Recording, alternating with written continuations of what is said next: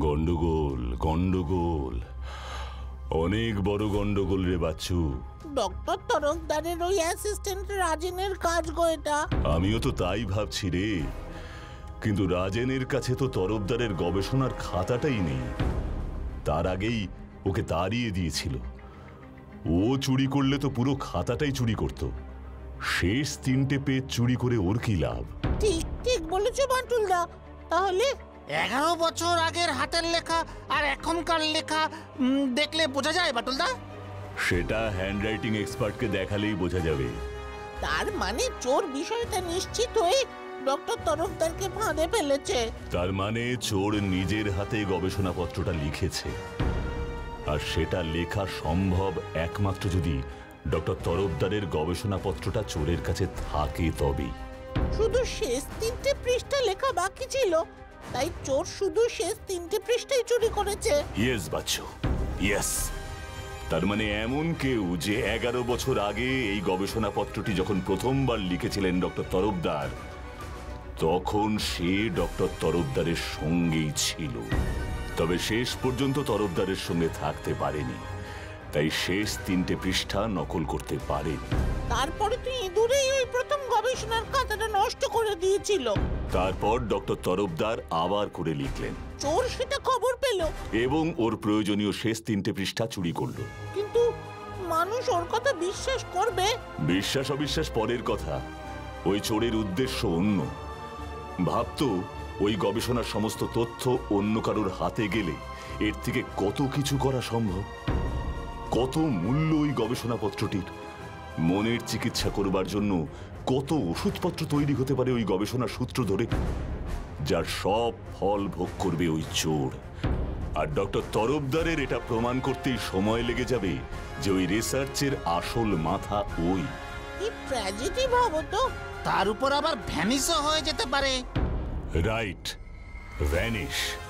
ফোনে ওই কথাটাও বলছিল বটে। আপনিও ভ্যানিশ হয়ে যাবেন। ম্যাজিশিয়ান মামুর মতো। ম্যাজিশিয়ানরাই সাধারণত ওই ভ্যানিশ শব্দটা বেশি বলে। বাচ্চু, ওই খাতাটা দে তো।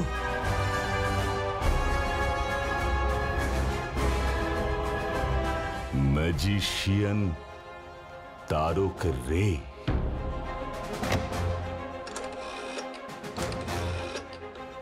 Hello, doctor Tarafdar. Doctor Tarafdar, আপনার ওই অ্যাসিস্ট্যান্ট রাজেনের পুরো নামটা কি ছিল? রাজেন রায়। কি বলেন? রাজেন রায়? রাজেন রায় তারক রে। কি? না কিছু না, রাখছি। ওই ম্যাজিশিয়ান কোথায় থাকে জানিস? আমাদের শহরে তো নতুন দেখছি। না বাটুলদা, জানি না। পার্কে আলাপ হয়েছিল, বলল জগদীশ মঞ্চে রবিবার ওর ম্যাজিক শো আছে। হোয়াট? এই রবিবার জগদীশচন্দ্র মঞ্চে তো ডক্টর কমল তরফদারকে সায়েন্স মাস্টার পুরস্কার দেওয়া হবে। ওর ম্যাজিক শো হবে কি করে? এ বাবা, তাই তো বাটুলদা। দারোগা বাবু, আমি এই সব কিছু বন্ধ করতে পারি, কিন্তু একটা শর্তে। তোমাকে আর দুর্গাকে আমাকে ছুঁয়ে কথা দিতে হবে এর সাথে তোমরা কোনো যোগাযোগ আর রাখবে না। শোনো, আমরা এখনো তোমার মতন এতটা পাথর হয়ে যায়নি।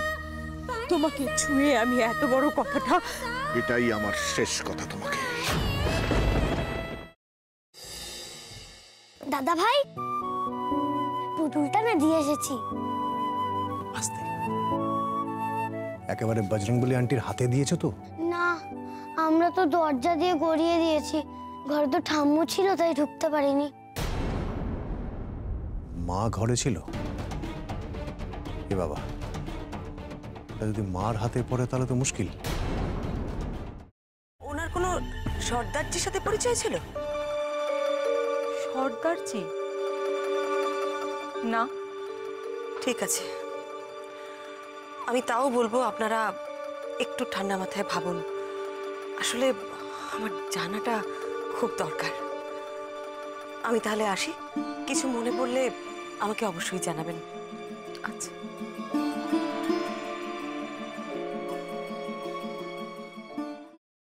ফ্রাইং প্যানে Emami healthy and tasty refined rice bran oil গরম করে তাতে গোটা কালো সর্ষে আর কারি পাতা ফোড়ন দিয়ে ওর মধ্যে একে একে টমেটো কুচি, বাঁধাকপি বাটা, নুন, হলুদ গুঁড়ো, শুকনো লঙ্কা গুঁড়ো আর সামান্য চিনি দিয়ে ভালো করে কষিয়ে নিয়ে ওই মিশ্রণে কুড়িয়ে বেটে রাখা নারকেল, পাকা লঙ্কা কুচি আর কারি পাতা দিয়ে ভালো করে নাড়াচাড়া করে নামিয়ে নিয়ে নারকেলের স্লাইস, পাকা লঙ্কা স্লাইস আর কারি পাতা দিয়ে সাজিয়ে সার্ভ করুন বাঁধাকপির ঝাল।